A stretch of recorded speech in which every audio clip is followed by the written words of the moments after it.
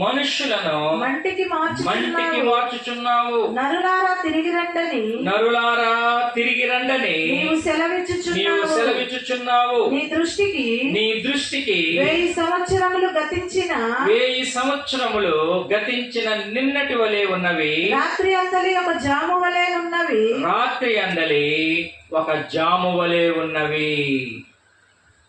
నీ దృష్టికి 1000 సంవత్సరములు గతించిన నిన్నటి వలె ఉన్నవి. రాత్రి అందలి ఒక జాము వలె ఉన్నవి. చిన్న ప్రార్థన చేస్తున్నామండి. పరిశుద్ధుడైన మా ప్రియ పరలోకపు తండ్రి, యేసయ్య నీకు వందనాలు. ఈ యొక్క మధ్యాహ్న కాల సమయంలో మమ్మల్ని అందరినీ కూడా సజీవులుగా ఉంచి నీ సేవకులు పంపించి సువార్తను వినిపించి నాయన ఈ యొక్క పరలోక మార్గమును మాకు బోధించేటట్లుగా చేసి ఉన్నారు. అయ్యా, మేమందరము కూడా ఆ సత్యమునకు లోబడి మా జీవితాలను కట్టుకోవటానికి, సరిచేసుకోవటానికి, నీ మార్గంలో నడవటానికి ఎంతవరకు కూడా మాకు సహాయం చేశారు ప్రభా. ఆరంభించడం ముఖ్యం కాదు, కానీ చివరి వరకు మా విశ్వాసం కాపాడుకోవటం ముఖ్యం. ఈ విధంగా తండ్రి నాయన కూటాలు పెట్టుకొని మా ఆత్మలను ప్రభా బలపరచుకోవటానికి, ఈ సంఘమును బలపరచడానికి మీరు చేసిన ఈ గొప్ప ఏర్పాటును బట్టి నీకు వందనాలు.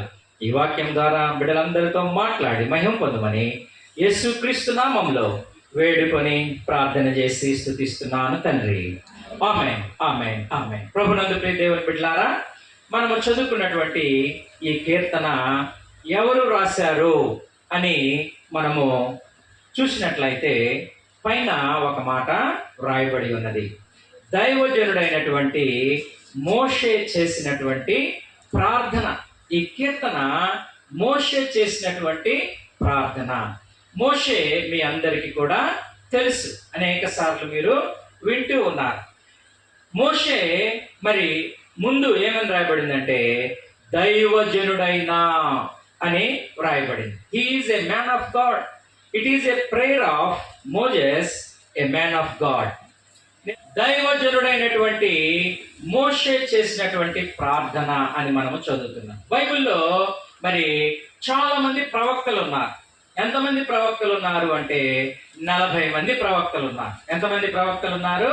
40 మంది ప్రవక్తలు ఉన్నారు. వారిలో కొద్ది మంది మాత్రమే దైవజనుడు అని పిలువబడ్డారు. వాళ్ళల్లో ముఖ్యంగా 8 మంది ఉన్నారు దైవజనులు అని రాయబడినటువంటి వారు 8 మంది ఉన్నారు. మరి మొట్టమొదటి ఆయన మనకు తెలుసు, ఎవరైనా మోషే అనే అతను మరి ప్రవక్త దైవజనుడు అని వ్రాయబడింది. అలాగే ఏలియా మీ అందరికీ తెలుసు, దైవజనుడు. ఎలీషా మీ అందరికీ తెలుసు. తర్వాత సమూయేలు మీ అందరికీ తెలుసు. 4 అయిపోయారు.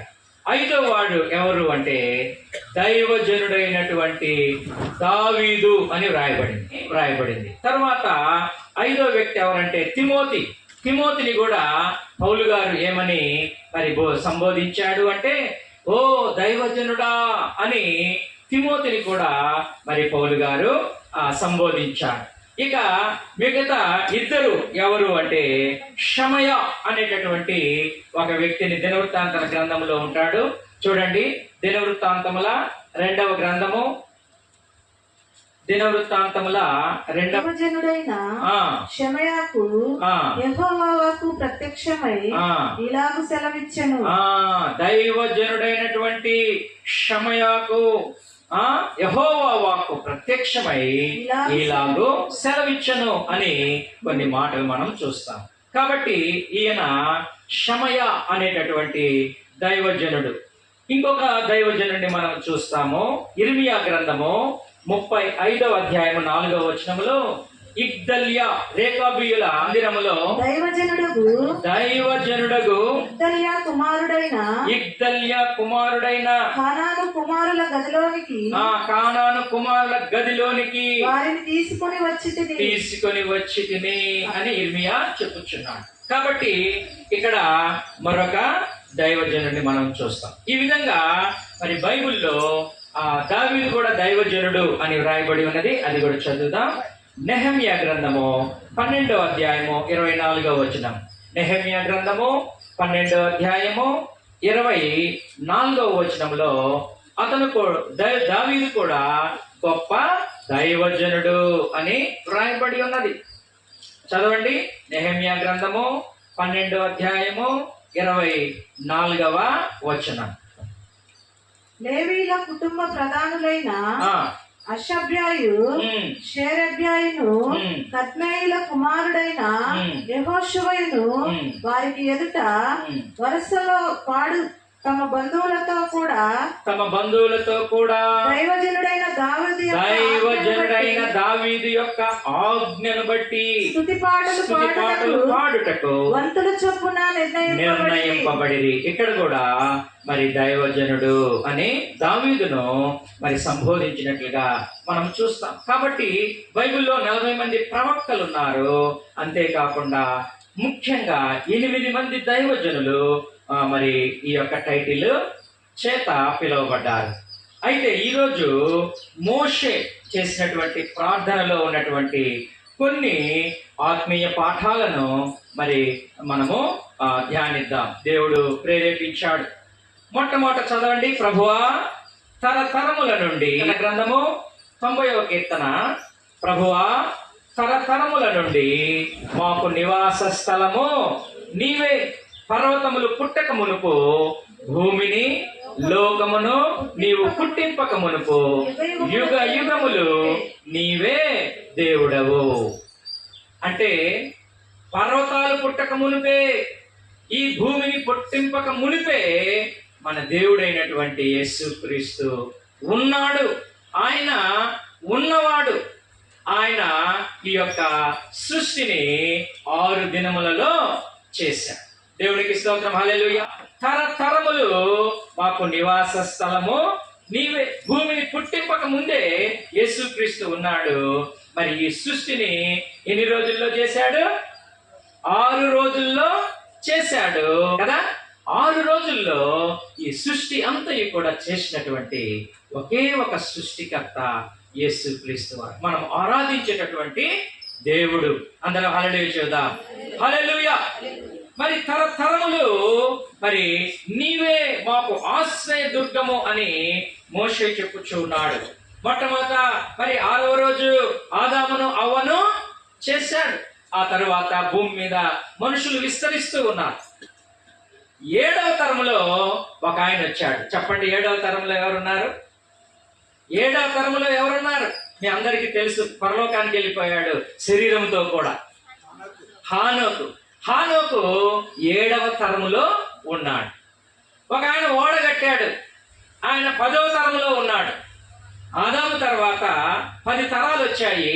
ఆ 10వ తరములో ఎవరున్నారు అంటే ఓడ కట్టాడు ఒక ఆయన, మీ అందరికీ తెలుసు. నోవాహు ఉన్నాడు. ఆ తర్వాత 20 తరాలు గడిచిపోయిన తర్వాత మరొక ఆయన వచ్చాడు. ఆయన పేరేం పేరంటే విశ్వాసులకు తండ్రి. మీకు తెలుసు అందరికి. అంటే ఆదాము నుంచి 20 తరాలు గడిచిపోయిన తర్వాత ఎవరు వచ్చారంటే అబ్రహాము వచ్చాడు. ఆ అబ్రహాము తర్వాత మరి 27వ తరములో ఈ మోషే వచ్చాడు. ఎన్నో తరంలో వచ్చాడు? 27వ తరములో ఈయన వచ్చాడు. మరి అబ్రహాము నుండి మరి దావీదు వరకు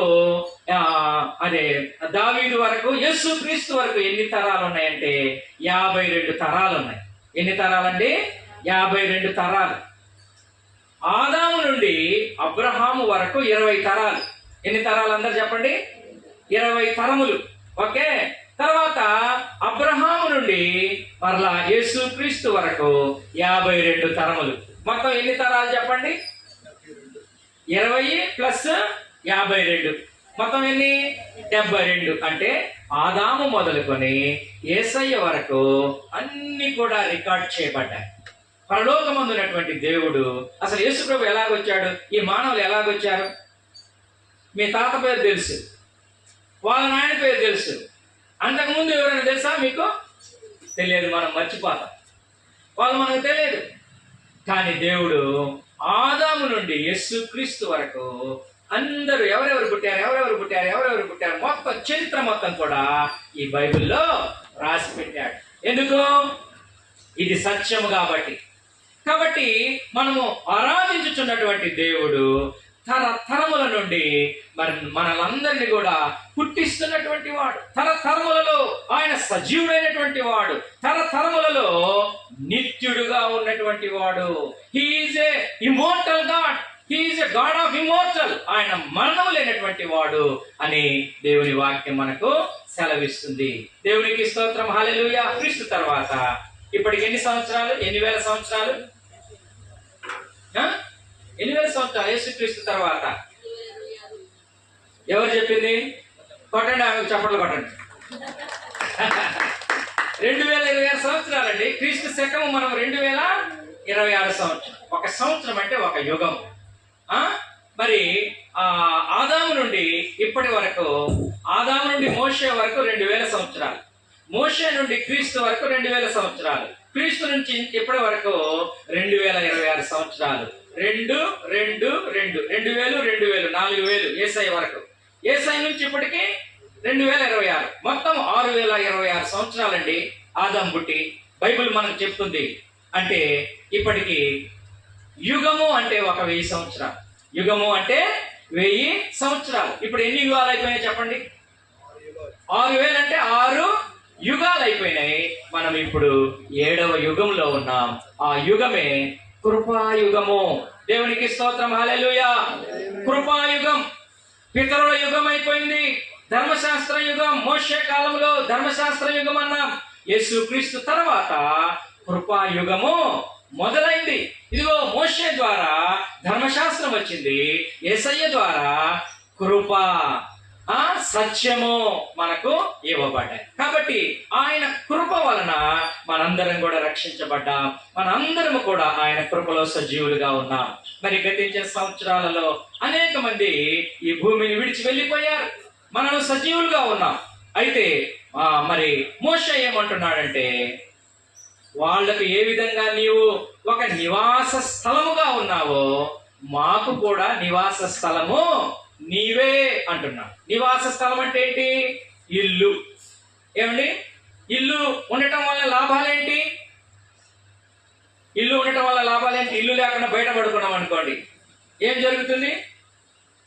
ఎండ వస్తుంది, వాన మన మీదే ఉంటుంది, దుమ్ము మన మీదే ఉంటాయి, పక్క నుండి చిన్న చిన్న తేళ్లు మన దగ్గరికి వస్తాయి, పక్కన ఉన్నటువంటి సర్పాలు మన దగ్గరికి వస్తాయి. ఏమండి? ఇల్లు లేకపోతే, ఇల్లు వాకి లేకపోతే ఎట్లుంటుంది మన పరిస్థితి? రక్షణ అనేది లేదు. అలాగే మనకు కలిగేటటువంటి చుట్టూ కీడుల నుంచి ఒక ఇల్లు మన ఎలాగా సంరక్షిస్తుందో, కాపాడుతుందో, మనకు ఆయుష్నిస్తుందో. రైల్వే స్టేషన్లో అనేక మంది చూస్తూ ఉంటారు. ఏమండి? నివాసం లేక వాళ్ళు అక్కడ అనాథలుగా పడి ఉంటారు. అంటే ఒక ఇల్లు ఎలాంటి సంరక్షణ ఇస్తుందో దేవుడు కూడా అలాంటి సంరక్షణ ఇచ్చేవాడు. అందుకనే మోషే అంటున్నాడు, నీవే మా ఇల్లయ్యా, నీవే మా గృహమయ్యా, you are our dwelling place. మేము నివసించేటటువంటి ఒక ఇల్లు లాంటివి తండ్రి అని దేవుణ్ణి ఆయన ఆరాధిస్తున్నాడు, స్తుతిస్తున్నాడు. ఏమండి? దేవుడే మా ఇల్లు, మన ఇల్లు. ఏమండి? తరతరాల నుండి మా పితరులను కాపాడావు, అబ్రహామును కాపాడావు, ఇస్సాకును కాపాడావు, ఇదిగో ప్రభాకరరావు గారిని కాపాడావు, పరిశుద్ధమ్మ గారికి కాపాడావు, తోడుగా ఉన్నావు, వాళ్ళకి కావలసినవి ఇచ్చావు, వాళ్ళని రక్షించావు. మాకు కూడా ఎవరు? నీవే మాకు నివాస స్థలం అని మరి మోషే దేవుణ్ణి గణపరుస్తూ ఉన్నాడు. He is a God of immortal. ఆయన నిత్యుడైనటువంటి దేవుడు అని ఈ వచనంలో, ఈ 2 వచనాల్లో మనము తెలుసుకుంటున్నాం. 3వ వచనం చదువుదాం.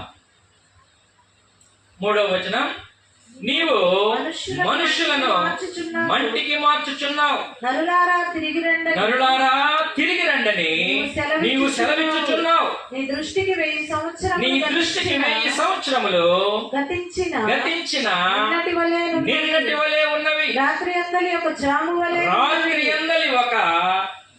వలె ఉన్నవి. దేవునికి స్తోత్రం, హల్లెలూయా. నీవు మనుషులను మంటికి మార్చుచున్నావు, నరులారా మరలా తిరిగి రండి అని నీవు సెలవిస్తున్నావు.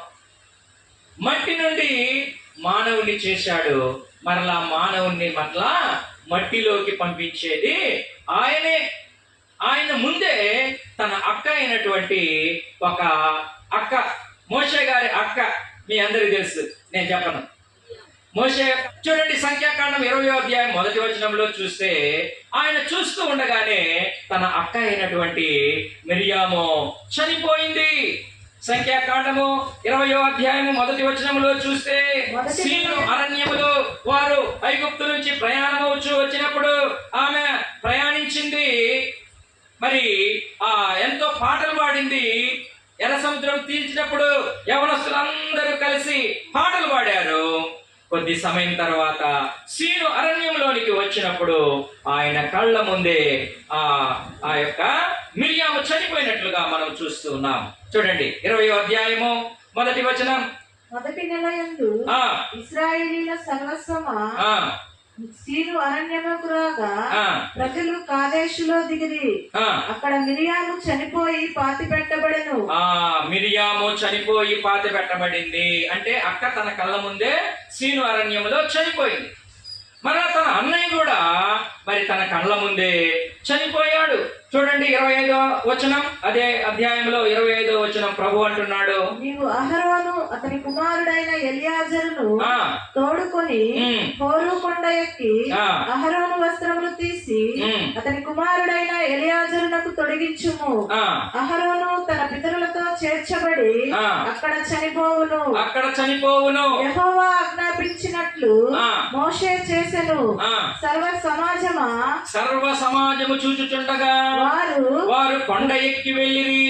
మోషే అహరోను వస్త్రములు తీసి, మోషే ఏం చేశాడంటే అహరోను వస్త్రములు తీసి అతని కుమారుడైన ఎలియాజరునకు తొడిగించెను. అహరోను కొండ శిఖరమున చనిపోయెను. హోరు కొండ శిఖరమున ఆయన చనిపోయాడు. తరువాత మోషేయు ఎలియాజరును ఆ కొండ దిగి వచ్చిరి. అహరోను చనిపోయినని సర్వ సమాజము గ్రహించినప్పుడు ఇశ్రాయేలీయుల కుటుంబములందరూ అహరోను కొరకు 30 దినములు దుఃఖము సలిపిరి. తన కళ్ళ ముందే దేవుడు ఏం చేశాడంటే, అబ్బాయ్ మోషే, అహరోనును అతని కుమారుడైన ఎలియాజరును తీసుకొని పైకి రా అని అన్నాడు. ఏ కొండ మీదకి రమ్మన్నాడు? ఏ కొండ మీదకి? ఇప్పుడు హోరు కొండ మీదకి. ఏ కొండ మీదకి? హోరు అనేటటువంటి కొండ మీదకి రమ్మన్నారు. వచ్చిన తర్వాత దేవుడు ఏం చెప్పాడంటే, ఇతని యాజక వస్త్రాలు తీసి తన కుమారునికి ధరింపజేయి అని చెప్పేసి చెప్పాడు. Remove the clothes of Aaron and put on his son Eliezer. ఆ యొక్క మరి వస్త్రములు తీసి ఇతనికి ధరింపజేయి అన్నాడు. అప్పుడు ఆ యాజక వస్త్రాలు తీసివేసి ఎలియాజరుకు తొడిగించాడు. తొడిగించిన తర్వాత కొద్దిసేపటికి అహరోను అక్కడ చనిపోయాడు. దేవునికి స్తోత్రం, హల్లెలూయా.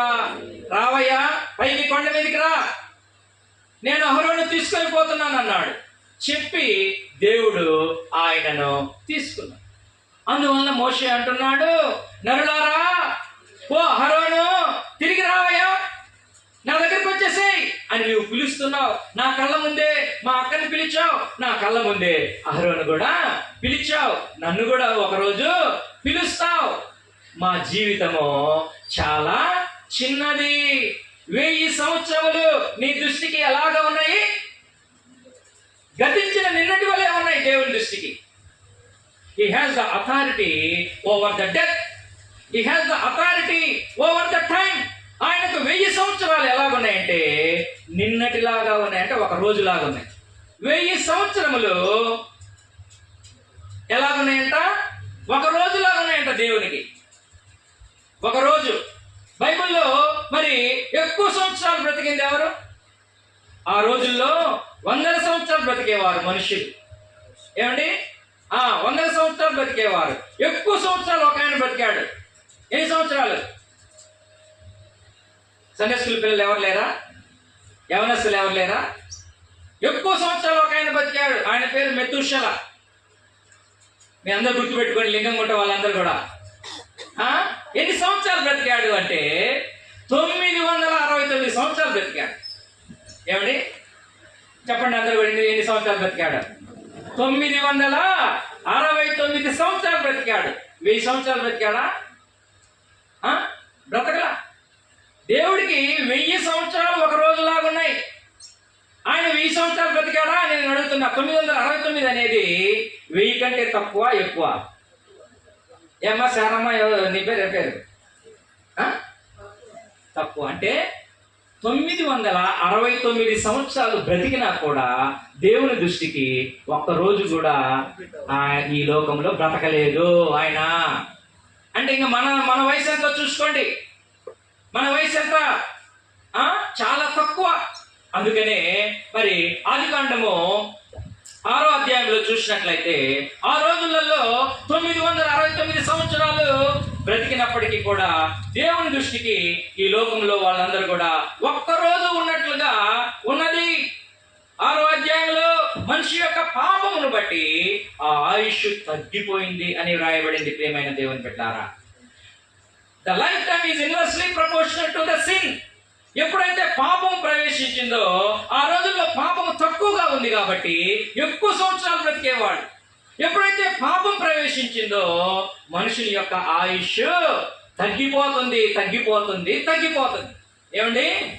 969 సంవత్సరాలు ఎంతగా తగ్గిపోయాయంటే 120 సంవత్సరాలకు తగ్గిపోయిందంట. చూడండి 6వ అధ్యాయము 3వ వచనం. అప్పుడు యెహోవా నా ఆత్మ నరులతో ఎప్పుడు వాదించదు. వారు తమ అక్రమ విషయములో నరమాత్రులై ఉన్నారు. అయినను వారి దినములు 120 ఏండ్లు అగును అని అన్నాడు. ఏమండి? ఇది వరకు ఎన్ని సంవత్సరాలు బ్రతికారు అంటే 969 సంవత్సరాలు. ఇప్పటికి ఎంతకు తగ్గించబడింది అంటే 120 సంవత్సరాలకు తగ్గించబడింది. మోషే ఎన్ని సంవత్సరాలు బ్రతికాడు చెప్పండి? మోషే మరి ఐగుప్తులో 40 సంవత్సరాలు ఉన్నాడు. అరణ్యంలో 40 సంవత్సరాలు ఉన్నాడు. అరణ్యంలో 40 సంవత్సరాలు ఉండి ఆ తర్వాత ఐగుప్తు నుంచి అందరినీ 40 సంవత్సరాలు నడిపించాడు. 40 చెప్పండి మొత్తం ఆయన వయసు ఎంత? మొత్తం 120 సంవత్సరాలు ఆయన బ్రతికాడు. ప్రియమైన దేవుని బిడ్డ, ఆయన చనిపోతూ ఈ యొక్క మరి కీర్తన రాశాడు. అయ్యా, నీవు నిత్యుడవు, నీవు మరణం లేనటువంటి వాడు. మానవులమైనటువంటి మేము నరమాత్రులము. మా వయసు మా పాపాన్ని బట్టి ఏమైపోయింది? డిక్రీజ్ అయిపోయింది, తగ్గించబడింది, క్షీణించబడింది అయ్యా అని దేవునికి ప్రార్థన చేస్తున్నాడు. ఇదివరకు దీర్ఘాయుష్షు ఉండేది, ఇప్పుడు ఎంతకు తగ్గిపోయింది? 120 సంవత్సరాలకు తగ్గిపోయింది. అది ఎలా ఉంది? రాత్రి అందలి ఒక జాము వలె ఉన్నది. జాము అంటే ఎన్ని గంటలు? ఎంత భయ్ పాస్టర్ గారు ఒకటే క్వశ్చన్ వేస్తున్నాడు, మాకేమో ఒక్క ప్రశ్న రావట్లేదు. లేకపోయినా పర్వాలేదు, ఒకసారి మిమ్మల్ని ఆలోచింప చేసి నేనే ఆన్సర్ చెబుతున్నాను. ఎందుకంటే మరి మీకు కొంతమంది వినుంటారు కానీ మర్చిపోయి ఉంటారు. ఏమండి? ఈరోజు మనం నేర్చుకోవాలి ఏంటంటే తరతరములకు మన ఆశ్రయ దుర్గము, మన రక్షణ దుర్గము మన దేవుడు యేసుక్రీస్తే. దేవునికి స్తోత్రం, హల్లెలూయా. మనము మన పాపమును బట్టి, మానవుని యొక్క పాపమును బట్టి ఆయుష్ తగ్గిపోయింది. ఇంకా ఏమంటున్నాడు చూడండి, ఎంతకు తగ్గిపోయిందంట? 10వ వచనం చదువమ్మా. ఎంతకు తగ్గిపోయింది? ఇప్పుడు మళ్ళా మోషే తర్వాత, మోషే వరకు 120 సంవత్సరాలు పర్వాలేదు ఉన్నది. ఆ తర్వాత చూడండి 10వ వచనం. షేము హాము లేదమ్మా, 90వ అధ్యాయము కీర్తన గ్రంథము 90వ అధ్యాయము 10వ వచనం. ఆయుష్కాలము మా ఆయుష్కాలము 70 సంవత్సరములు. 70 సంవత్సరములు. అధిక బలమున్న ఎడల 80 సంవత్సరములగును. అయినను వాటి వైభవము ఆయాసమే, బీపీ, దుఃఖమే, షుగరే అవి త్వరగా గతించును. మేము ఎగిరిపోదుము, మేము పక్షిలాగా ఎగిరిపోతాము. ఈ సత్యాన్ని అనేక మంది తెలుసుకోలేకపోతున్నారు. మానవుని యొక్క ఆయుష్ ఎంతకు తగ్గించబడిందంటే మా ఆయుష్ కాలము 70 సంవత్సరాలు. ఈ రోజుల్లో ఎవరైనా 70 కంటే ఎక్కువ బతుకుతున్నారా? అధిక బలం ఉంటే 80 సంవత్సరాలు ఉంటున్నారు. అంటే 100 సంవత్సరాలు కూడా ఉన్నట్ల. ఏమండి, మన ఆయుష్ కాలము తగ్గించబడింది అని మనందరం కూడా ఈ సత్యాన్ని గ్రహించాలి. ఇప్పటికి 70 సంవత్సరాలు మరి ఎంతో మంది బ్రతకటం లేదు, ముందుగానే చనిపోతున్నారు. అధిక బలం ఉన్న ఎడల మరి 80 సంవత్సరాలు ఉంటున్నారు. కానీ వాటి యొక్క వైభవము ఆయాసమే దుఃఖమే. తింటే ఆయాసం, తినకపోతే నీరసం. ఏమండి, అట్లా ఉంది పరిస్థితి. మన యొక్క ఆరోగ్యాలన్నీ కూడా క్షీణించిపోయాయి. కాబట్టి మోషే ఏం చెబుతున్నాడంటే, అయ్యా మా యొక్క ఆయుష్ ఎంతో తక్కువగా ఉన్నది, రాత్రి అందులో ఒక జాము వలె ఉన్నది. జాము అంటే ఎన్ని గంటలు? 3 గంటలు. ఏమండి, 6 నుంచి 9 వరకు 3 గంటలు, 9 నుంచి 12 వరకు ఒక 3 గంటలు, 12 నుంచి మళ్ళీ 3 గంటల వరకు 3 గంటలు, 3 నుంచి 6 వరకు ఒక జాము. రాత్రి అంతటిని కూడా 4 జాములు అంట. రాత్రి అంతా ఎన్ని జాములమ్మా? చెప్పండి, 4 జాములు. అయితే ఎందుకు ఇవన్నీ చెప్తున్నాను అంటే, మోషే మన యొక్క జీవిత కాలము ఎంతో తక్కువగా ఉన్నది. Man's life is a short period. Life is a journey, it is a short period. తక్కువ టైం ఉన్నదని మనకు తెలియజేయచ్చు ఉన్నాడు ప్రియమైనటువంటి దేవుని బిడ్డలారా. చదవండి, 7వ వచనం చదవమ్మా. నీ కోపము వలన మేము క్షీణించుచున్నాము. నీ ఉగ్రతను బట్టి దిగులు పడుచున్నాము.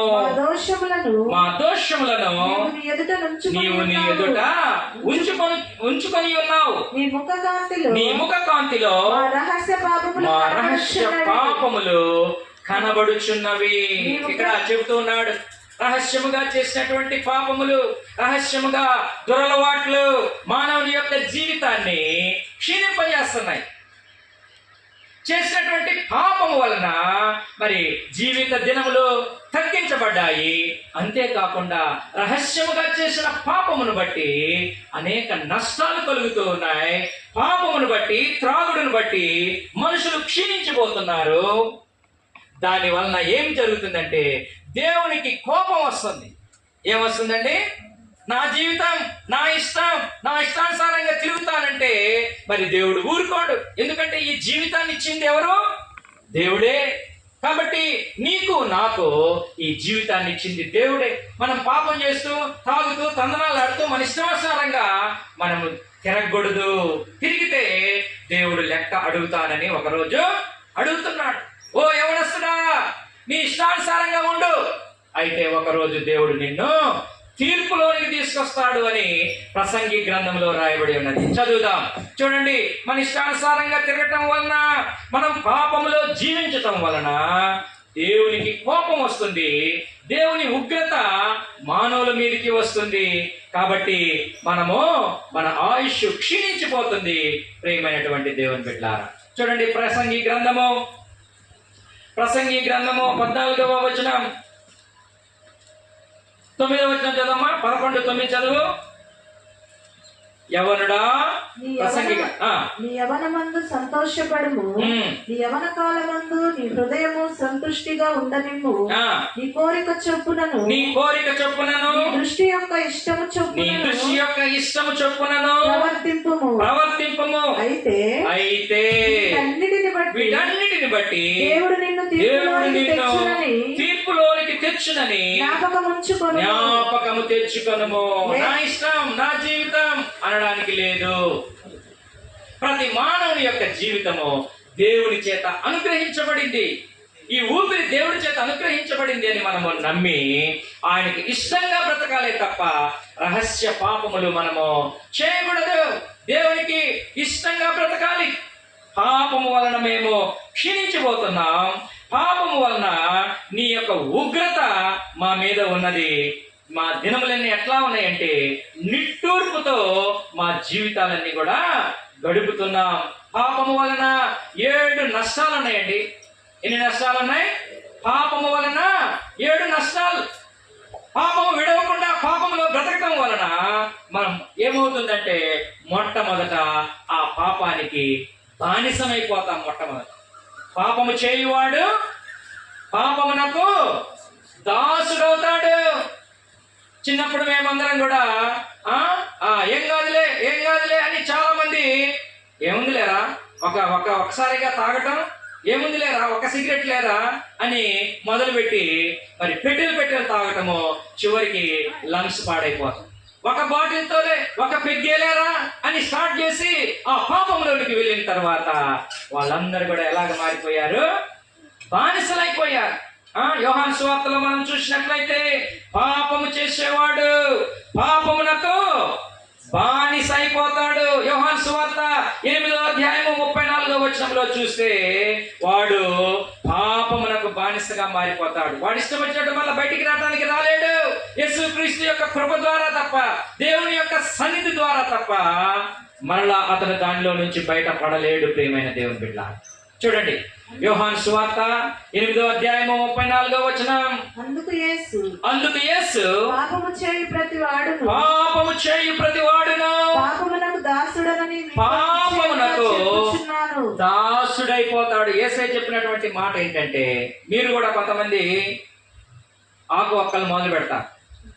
ఏం కాదులేమ్మా, పళ్ళు నొప్పులేమ్మా మొదలు పెడతారు, దానికి మానుకోలేరు. మా నాయనమ్మ ఉంది, ఆమె పేరు అన్నమ్మ, బాగా ప్రార్థన చేస్తుంది. మరలా తమ్మే ఉంటుంది, ఇంత ఆ పొగాకు లోపల పెట్టుకుంటారు. నేను ఇదివరకు ఆ హాస్టల్ నుంచి వచ్చేటప్పుడు ఆ ఆకు, ఒక్కలు, పొగాకు ఈ 3 తీసుకొచ్చామనుకో చాలా హ్యాపీగా అబ్బా అబ్బా అబ్బా అని నన్ను ముద్దు పెట్టుకుంటారు బాగా మనోడని. మారుమనసు పొందిన తర్వాత దేవుని సేవకులు చెప్పారు, అలాగా మనము ఆహారము కాని దాని కొరకు మన రూకలు ఇవ్వకూడదు, ఆ ఆకు ఒక్కలు తినకూడదు. నువ్వు తింటాం కాదు, తినే వాళ్ళకు కొనిచ్చినా కూడా తప్పే అని దేవుడు సేవకుడు ఒకసారి మాట్లాడాడు. నాతోనే మాట్లాడినట్టు అనిపించింది. ఒరే, నేను మా నాయనమ్మ కొనిస్తున్నానే, నువ్వే ఆమెను పాడు చేస్తున్నావు, నువ్వు తింటంలా, నువ్వైతే ఆమెకు తీస్తున్నావు కాబట్టి నీవు ఆమె పాపం చేయడానికి సహకరిస్తున్నావు. దొంగను చూచి నీవు ఆ దొంగకు నీవు ఏకీభవిస్తున్నావు అని నువ్వు కొనియకూడదు అని చెప్పేసి సేవకులు మాట్లాడినప్పుడు వెంటనే ఆ రోజు నుంచి స్టాప్, ఒట్టి చేతులతో పోయా. ఒకరోజు ఏరా ఆకు ఒక్క పొగాకేది, నేను మారు మనసు పొందానమ్మా నాయనమ్మా, ఇదివరకు నేను తీసుకొచ్చా, ఇక తీసుకురాకూడదు, అవి మనము తినకూడదు.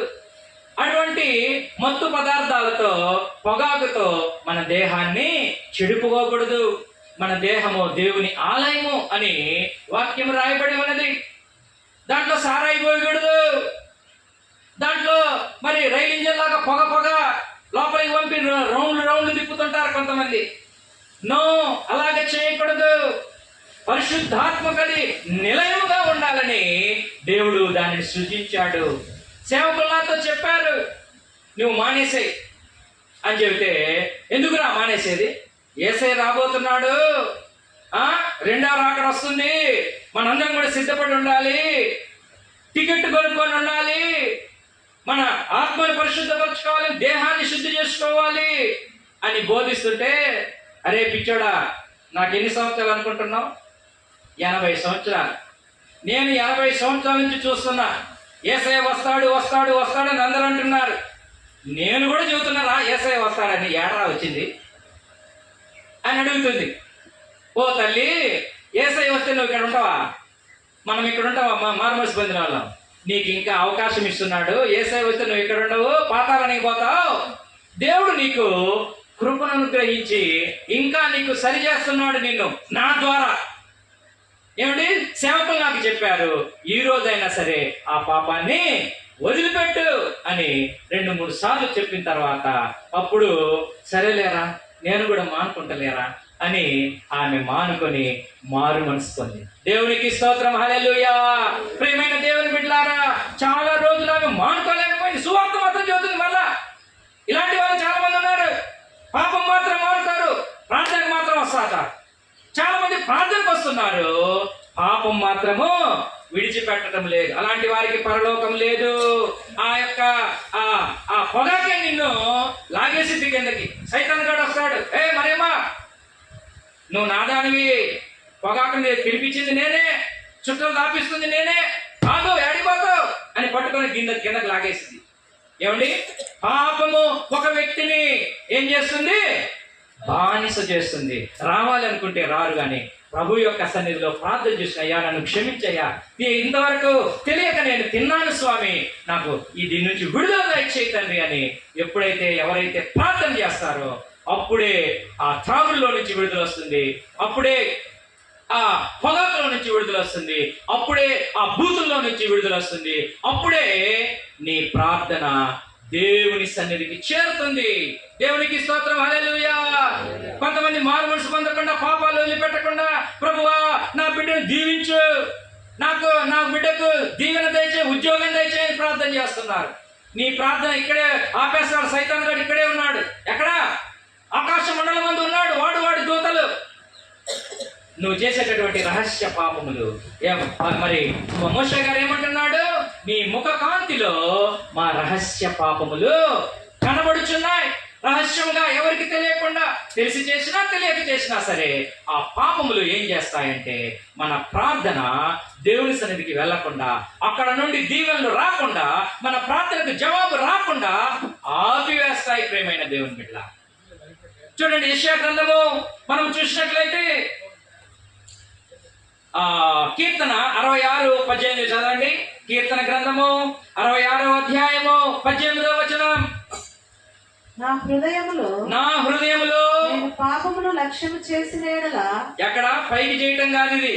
హృదయములో ఒకరిని ముంచాలి, హృదయములో ఒకరికి కీడు చేయాలి, హృదయములో పాపమును లక్ష్యం చేస్తే, ఆ పాపముతో నిండినటువంటి హృదయముతో ప్రార్థన చేస్తే దేవుడు వింటాడా వినడా? ఏమా పెద్దమ్మా, చదువుమా. 66:18. నా హృదయములో నేను పాపమును లక్ష్యము చేసిన ఎడల ప్రభువు నా మనవి వినకపోవును. నిశ్చయముగా దేవుడు నా మనవి అంగీకరించి ఉన్నాడు.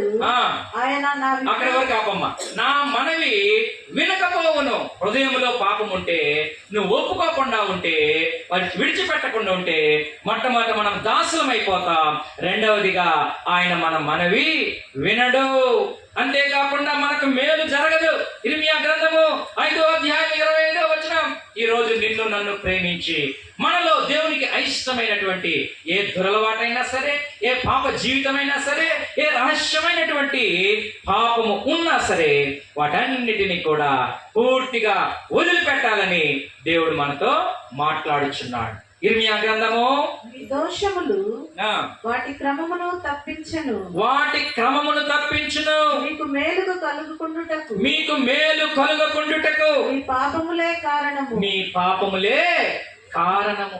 మనకు మేలు కలగకుండా ఉండటానికి, మన పిల్లలకు మేలు కలగకుండా ఉండటానికి, మనకు దీవెన రాకుండా ఉండటానికి కారణం ఎవరు చెప్పండి? మన పాపమే. అందరు చెప్పండి, మన పాపమే. దేవుడు వాక్యం మాట్లాడుతుంది. దేవుడు ఈ రోజు లింగం గుంటలో ఉన్నటువంటి మరి ప్రజలందరితో మాట్లాడుతున్నాడు. మీ పాపము మీకు మేలు కలగకుండా చేస్తా ఉంది, కాబట్టి ఆ పాపాన్ని తీసివేసుకోండి ఈ కూటాలలో అని ప్రభు నీతో మాట్లాడుతున్నాడు. కీర్తన గ్రంథము 38:3. స్వస్థత రాదు, ఆరోగ్యం రాదు. మనలో పాపం ఉన్నప్పుడు మనకు స్వస్థత కలగదు. నా పాపమును బట్టి నా ఎముకలలో స్వస్థత లేదు. చదవమ్మా. నా పాపమును బట్టి నా ఎముకలలో స్వస్థత లేదు. నా ఎముకలలో స్వస్థత లేదు, నా దేహములో స్వస్థత లేదు అని భక్తుడు మాట్లాడుతున్నాడు. చివరిగా కీర్తన గ్రంథము 51:15 చూసినట్లయితే కొంతమంది ప్రార్థన కూడా చేయరు. పాపము హృదయంలో ఉంటే ప్రార్థన రాదు. మా చర్చిలో మాణిక్యం అనే ఒక ఆమె ఉంది. నేను వెళ్ళిన తర్వాత 8 సంవత్సరాల నుంచి వస్తా ఉంది. అమ్మా ప్రార్థన చేయి అంటే ప్రార్థన చేయదు. నాకు రాదండి. ఏంటమ్మా నువ్వు మొట్టమొదట ఒప్పుకో. ఆమె RCM చర్చికి వెళ్ళేది. ఆ RCM చర్చి, ఈ చర్చి ఏంది, ఇక్కడ ఏంది, విగ్రహాలు లేవు, నేను కొవ్వొత్తి ముట్టించాలి, అవి ముట్టించాలి, ఈ ముట్టించాలని మాకంతా చెప్తా ఉంది. అమ్మా కొవ్వొత్తి ముట్టించేది కాదమ్మా ఇది ప్రార్థన. మన దేవుడు ఆత్మయు సత్యమునై ఉన్నాడు. ఏ విగ్రహం పెట్టుకోకూడదని పై ఆజ్ఞలో రాయబడింది. దాన్ని వదిలిపెట్టు. మరియమ్మను పూజించొద్దు నువ్వు. మరియమ్మ కేవలము యేసుక్రీస్తుకు తల్లి. ఈ సత్యాన్ని తెలుసుకొని ఆ క్యాండిల్స్ పెట్టడము మానేసేసి మారు మనసు పొందని చెప్పినప్పుడు అప్పుడు ఆమె వాటన్నిటిని వదిలివేసి ఎప్పుడైతే ఒప్పుకున్నదో హృదయంలో ఆ విగ్రహాల వలన కలిగినటువంటి ఆ కల్మషం అంతా కడిగి వేశాడు దేవుడు. ఇప్పుడు చక్కగా ప్రార్థన చేస్తున్నాం. దేవుడికి స్తోత్రం, హల్లెలూయా. ఏమండి, పాపము హృదయంలో ఉన్నప్పుడు మనం పెదవులు తెరవలేం. రాయబడింది సత్యం. చూడండి 51వ అధ్యాయము 15వ వచనం. ప్రభువా నా నోరు నీ స్తుతిని ప్రచురపరచునట్లు నీ స్తుతిని ప్రచురపరచునట్లు నా పెదవులు తెరువు. ఇదివరకు స్తుతించేవాడు దావీదు, అరణ్యంలో స్తుతించేవాడు. పాపం చేయటం వలన పెదవులు మూసుకొని పోయినాయి. తప్పు చేసేవాడు ఏం చేస్తాడు? తలంచుకుంటాడు. తప్పు చేసేవాడు నోరు ఎత్తలేడు. ఇక తప్పు చేసే అన్నట్టుగా ఇక నోరు తెరవలేకపోతున్నాడు, ప్రార్థన చేయలేకపోతున్నాడు. ఎప్పుడైతే తన పాపాన్ని ఒప్పుకున్నాడో అప్పుడు మరలా ఆయన పాపము పరిహరించబడింది. ఆయన మరలా స్తుతిస్తూ ఉన్నాడు. దేవునికి స్తోత్రం, హల్లెలూయా. స్తుతి గానమే పాడనా, జయ గీతమే పాడనా, నా ఆధారమయ్యున్న యేసయ్యా నీకు కృతజ్ఞుడనై జీవితమంతయు సాక్షినయ్యుండును. స్తుతి గానమే పాడనా, జయ గీతమే పాడనా. పాపం వదిలిపెట్టినప్పుడు అతనికి జయం వచ్చింది. పాపము వదిలిపెట్టినప్పుడు ఆయన ఏ యుద్ధానికి పోయినా సరే జయమే జయమే జయం. తాను వెళ్ళిన ప్రతి యుద్ధంలో జయం పొందుకున్నాడు. ప్రియమైన దేవుని బిడ్డలారా, ఇదిగో మోషే చెబుతున్నాడు, మా పాపాన్ని బట్టి నీ కోపం మా మీద ఉందయ్యా, నీ ఉగ్రత మా మీద ఉందయ్యా అని ఆయన తన పాప జీవితముల గురించి పశ్చాత్తాపడుతున్నాడు. మోషే 80 సంవత్సరాల వరకు దేవుని దర్శనం ఆయనకు లేదు. చివరిగా ఒక వాక్యం మనం చదువుకుందాం.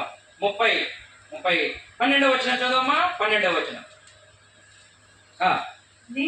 90వ అధ్యాయము 12వ వచనం. కీర్తన గ్రంథము 90వ అధ్యాయము 12వ వచనం. మాకు జ్ఞాన హృదయము కలుగునట్లుగా చేయము, మా దినములు లెక్కించుటకు మాకు give us wisdom to count the number of days in you. నీలో with Christ, without Christ. నీలో మేము ఎన్ని సంవత్సరాలు ఉన్నామో, మేము ఎన్ని సంవత్సరాలు జీవించాము అని లెక్క పెట్టుకోవటానికి మాకు సహాయం చేయయ్యా అని ప్రార్థన చేస్తున్నాడు. ప్రియమైన దేవుని బిడ్డలారా, ఇంతవరకు మీ వయసు ఎంత మీరు ఒకసారి అనుకోండి, జ్ఞాపకం పెట్టుకోండి. ఇప్పటి వరకు నా వయసే నేను చెబుతాను. ఏమండి, నా వయసు 15 సంవత్సరాల వరకు వితౌట్ క్రైస్ట్, క్రీస్తు లేకుండా పాపంలో బ్రతికాను, అబద్ధాల్లో బ్రతికాను, మోసంలో బ్రతికాను. దేవుని చిత్తమైతే సాక్ష్యం పంచుకుంటాను సాయంత్రం కానీ రేపు కానీ. ఏమండి, ప్రభువు లేకుండా, పరిశుద్ధత లేకుండా 15 సంవత్సరాలు గడిపి వేశాను. ఇప్పటికి నా వయసు 55 సంవత్సరాలు. 40 సంవత్సరాల నుంచి క్రీస్తులో నేను సాగుచున్నా. దేవునికి స్తోత్రం, హల్లెలూయా. 15 సంవత్సరాలు వితౌట్ క్రైస్ట్, 40 సంవత్సరాలు విత్ క్రైస్ట్. నీ జీవితము మరి నువ్వు ఇంకా ప్రభువులోకి వచ్చావా రాలేదా? ఈరోజు నిన్ను నీవు మరి ప్రశ్నించుకొని వెళ్ళాలి. ఇంకా నువ్వు మారు మనసు పొందకపోతే ఈ రోజు నుంచే నీవు దేవునిలోనికి రావాలని దేవుని వాక్యము మాట్లాడుతుంది. ఇంకా పాపంలో బ్రతకకుండా పాపాన్ని వదిలివేసి ప్రభువులోనికి రా. మరి మాకు జ్ఞాన హృదయం కలుగు చేయము, మా దినములు లెక్కించుట మాకు నేర్పుము. అందరు చెప్పండి, మా దినములు లెక్కించుట మాకు నేర్పుము. ప్రభువా, నీలో నా వయసు ఎంత, పాపంలో నా వయసు ఎంత, ఇంకా పాపములో బ్రతుకుతూ ఉంటే ఈ మీటింగ్స్ లోనే మారు మనసు పొంది యేసయ్యతో మీ యొక్క జీవితాన్ని ప్రారంభం చేయండి. పాపమును బట్టి మన ఆయుష్ తగ్గిపోతుంది. కాబట్టి మనందరం కూడా ప్రభువుని నమ్ముకున్నట్లయితే మనం నిత్య జీవంలో ఉంటాం. యుగ యుగాలు ఆయనతో మరలా బ్రతకబోతున్నాం. దేవుడికి స్తోత్రం. హల్లెలూయా. రాబోయే రోజుల్లో 1000 సంవత్సరాల పరిపాలన రాబోతుంది. ఆ రోజుల్లో మరలా ఒక్కొక్కరు 1000 సంవత్సరాలు బ్రతకబోతున్నారు. దేవుడికి స్తోత్రం. హల్లెలూయా. ఏమండి, మరలా పాపం తగ్గిపోబోతుంది. పాపము లేనటువంటి దినముల్లో ఇంకా మరలా ఆయుష్ పెరగబోతూ ఉంది. కాబట్టి మనందరం కూడా క్రీస్తునందు విశ్వాసం ఉంచి ఇంకా మారు మనసు పొందకపోతే ఈ మీటింగ్స్ లో మారు మనసు పొంది బాప్తిసం తీసుకుందాం. ఇదిగో ప్రభువా, మా దినములు లెక్కించడం మాకు నేర్పించు అని తలలు వంచి మనము ప్రార్థన చేసుకుందాం. ఈ కొద్ది మాటలు మన వినికిడిలో ప్రభు దీవించును గాక. ఆ రోజుల్లో చాలా మంది ఎక్కువ సంవత్సరాలు బ్రతికారు. ఇప్పుడు ఆయుష్ క్షీణించిపోతుంది. మనకున్న టైం 70 సంవత్సరాలే. ఈ 70 సంవత్సరాలలో నీ వయసు ఎంత? ఇంకా నువ్వు ప్రభులోకి వచ్చావా? రాకపోతే ఈ రోజే రక్షణ దినం, ఈ రోజే అనుకూల సమయం. ఒక నిర్ణయం చేసుకో. ప్రభువా, ఇంతకాలం నేను పాపంలో బ్రతికానయ్యా, దురలవాట్లలో బ్రతికానయ్యా, రహస్య పాపాల్లో బ్రతికానయ్యా. ఇక నుంచి ఇప్పుడు విడిచిపెడతాను నాయన, నీలోకి వస్తానయ్యా. యుగ యుగాలు ఇచ్చేటటువంటి ఆ దీర్ఘాయుషు నేను పొందుకుంటాను ప్రభువా అని మనందరం కూడా ప్రార్థన చేసుకుందాం. ఈ కొద్ది మాటలను దేవుడు దీవించును గాక. ప్రార్థన చేసుకుందాం. దేవుడు తన దాసుల ద్వారా మనతో మాట్లాడేటప్పుడు ప్రార్థన చేద్దాం. అందులో కూడా మనం పరీక్షించుకుందాం. ఆ దినములు లెక్కించడం మాకు నేర్పించుకుందాం అని మోషే ప్రార్థిస్తున్నాడు. ఎలాంటి ప్రార్థన చేస్తున్నావు? ఈ రహస్య పాపములు ఇంకా కొనసాగిస్తావా? ఇది నుంచి విడిచిపెట్టి దేవుని కనికరాన్ని పొందుకో. దేవుని కనికరం నిండుగా ఉంటుంది. ప్రార్థన చేసుకున్నాం. పరిశుద్ధుడా, ప్రేమ కలిగిన తండ్రి, ఈ ఘనమైన నామానికి స్తోత్రాలయ్యా. ఇంతవరకు మీ దాసుల ద్వారా మాతో మాట్లాడాం. ప్రభా, శాశ్వత నివాస స్థలం మీరేనని పొగుడుతున్నాడు. అక్కడ చేరాలంటే పాపాన్ని విడిచిపెట్టాలని ప్రభా, విడిచిన ఆయుష్లో నేను ఘనపరచాలని ప్రభా, ఏ రహస్య పాపాన్ని కూడా దాచుకుని విడిచిపెట్టాలని ప్రభు తెలియజేశారు.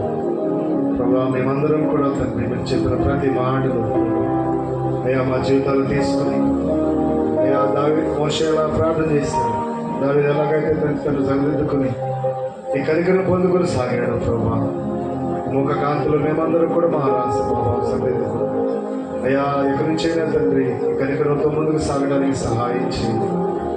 అయ్యా మా దినములు లెక్కించుదాం మాకు నేర్పించాలి. ప్రతి ఒక్కరూ ప్రార్థన చేస్తున్నాం ప్రభా, ఈ సరైన వారిని కూడా అనుగ్రహించడం. కొన్నటువంటి దినాలన్నింటిలో ప్రభా, కానీ స్వరాన్ని విని ప్రభా ప్రతి పాపాన్ని విడిచి ప్రభా ఇప్పటి వరకు ప్రభా చేసిన ప్రతి పాపాన్ని విషయంలో బాధపడుతుంది అయ్యా విడిచిపెట్టి మీ కనికరం పొందుకోవడానికి సహాయం చేయమని ఎంతమంది అయితే ప్రార్థన చేస్తున్నారు ప్రభా, ప్రభునామమున కూడా ప్రార్థించి వారందరూ రక్షించబడతారని మీరు తెలియజేశారు. ప్రభు యేసుక్రీస్తు మా కోసం మరణించిన యేసుక్రీస్తు నామములో ఎంతమంది అయితే ప్రార్థన చేస్తున్నారు ప్రభా, అందరి మనకి నీ కనికరం వచ్చునుగా. యేసుక్రీస్తు నామమున ప్రార్థిస్తున్నాము తండ్రి. ఆమేన్.